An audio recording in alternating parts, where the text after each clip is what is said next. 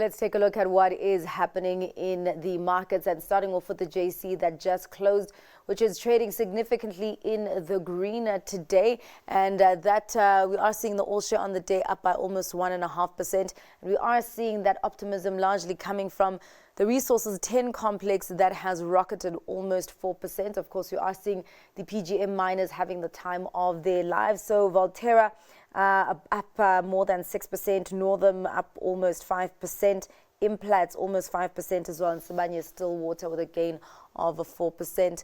So we are seeing the financial 15 also following in the same direction, ticking up by almost 0.1%, and the industrial 25 with a gain of more than 2/3%. Let's take a look at the U.S. markets, and on that front, the U.S. government shutdown has entered its 8th day. And in tech news, we did see Nvidia's shares rising after the CEO said that AI computing demand has risen significantly. So we are seeing the tech-heavy Nasdaq leading in those gains, climbing more than 0.8%. The S&P 500 also following suit with an uptick of more than 0.5%, and the Dow they're accelerating by more than 0.25%.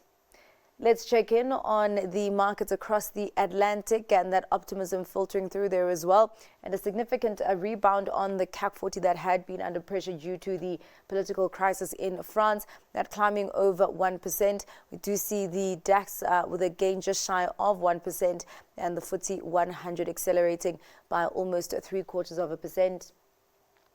Let's check in on the currency scene and start off with how the Rand is doing against some of the major currencies. Some strength coming through to the Rand, now standing at 17 Rand 15 against the US dollar, against the pound at 23 Rand, and against the euro at 19 Rand 93.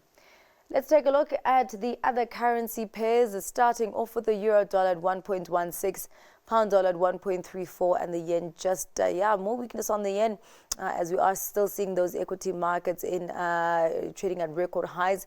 The yen just below 153 against the greenback.